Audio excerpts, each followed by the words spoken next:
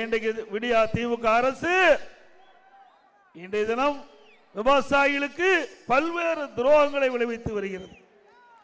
இன்றைய தினம் hydro carbon திட்டம், விவசாயிகளுடைய நிலங்களை அபகரிக்கின்ற திட்டம்.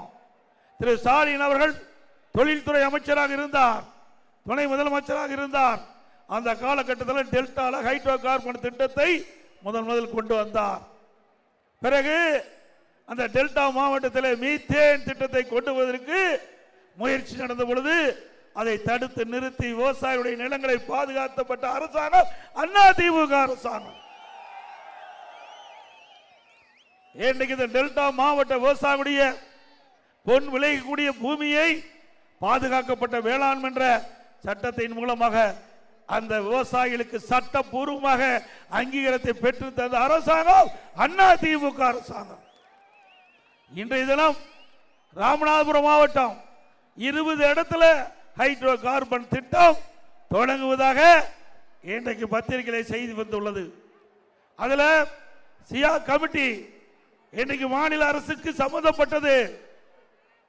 20 இடத்துல ராமநாதபுரம் மாவட்டத்தில் ஹைட்ரோ கார்பன் திட்டம் தொடங்கப்படும் என்று தெரிவித்தவுடன் நான் இதை தெரிவித்தேன், இதை கண்டித்தேன். உடனடியாக ஹைட்ரோ கார்பன் திட்டத்தை ரத்து செய்ய வேண்டும் என்று பத்திரிகையின் வாயிலாக, ஊடகத்தின் வாயிலாக எழுச்சி பயணத்தின் போது குரல் கொடுத்தோம்.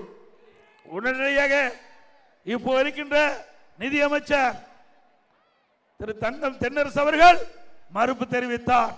இது எங்களுக்கு தெரியாத சிஏ கமிட்டி இன்றைக்கு இதற்கு அனுமதி கொடுத்து விட்டது, உடனடியாக அரசாங்கம் தலையிட்டு இது ரத்து செய்யப்படும் என்று தெரிவித்தார்.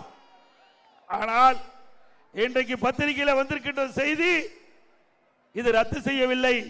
ராமநாதபுரம் மாவட்டத்தில் ஹைட்ரோ கார்பன் திட்டம் தொடங்குவதற்கு அங்கே ராஜ்யத எந்திரங்கள் கொண்டு போய் நிறுத்தப்பட்டு அந்த பணி துவங்கின்ற பொழுது அங்கு இருக்கிற விவசாய பிரிவு மக்கள் தடுத்து நிறுத்தி இன்றைக்கு அந்த பணி நிறுத்தப்பட்டுகின்றது.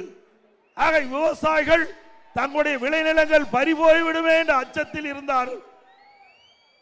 இன்றைக்கு திராவிட முன்னேற்ற கழக அமைச்சர் வைக்கின்ற திரு தங்கம் தென்னரசு அவர்கள் ஒருபோதும் ஹைட்ரோ கார்பன் திட்டம் தமிழகத்திலே வருவதற்கு அனுமதிக்க மாட்டோம் என்று பத்திரிகையின் வாயிலாக செய்தி வெளியிட்டு விட்டு நேற்றைய தினம் அந்த பணி அங்கே துவங்கின்றது ராமநாதபுரம் மாவட்டத்திலே.